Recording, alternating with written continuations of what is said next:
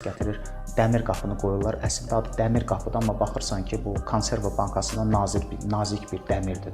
Amma bundan öncə vətəndaşın mənzilinə giriş qapısı kifayət qədər möhkəm və keyfiyyətli bir qapı olur. Və yaxud da pəncərələr olsun, və yaxud da iç qapılar olsun, və yaxud da dediyiniz kimi parket olsun. Parket indi laminat düzürlər onun yerində. Bunun həlli qaydası nədir? Bunun yenə dediyim kimi, mülkiyyətçi ilə tikinti şirkəti arasında bağlanan müqavilədə bunların hamısı öz əksini tapmalıdır. Misal üçün, orada qeyd etmək olar ki, mənim mənzilimin döşəməsi palıd ağacından olan parketdən ibarət olacaq. Divar kağızları İtaliya və yaxud da İspaniya istehsalı olan divar kağızları olacaq. İstifadə elədiyiniz borular filan şirkətin boruları olacaq. Bunların hamısını o müqavilədə əks etdirə bilərsiniz. Məsələ bundadır ki, tikinti şirkəti buna razı olacaq yoxsa olmayacaq. Mən onu demək istəyirəm. Böyük ehtimallə razı olmayacaq. Niyə görə? Çünki bugünkü gündə praktikada 1 kvadrat metrin təmir qiyməti təxminən 200 manatdır.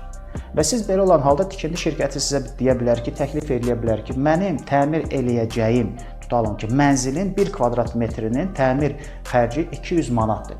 Razı deyilsənsə, mən o 200 manatı sənə verirəm və yaxud da mənzili və belə deyək ki, əlavə kvadratura verirəm və sənə təmirsiz mənzil təklif edirəm. Bu variant da mövcuddur. Mövcuddur, amma bunların heç birini etmirlər. Ona görə də deməli mülkiyyətçi bu iki seçimdən birini eləməlidir. Ya təmirli mənzil götürməlidir və yaxud da təmirsiz mənzil götürərək hansısa güzəştləri əldə edəcək.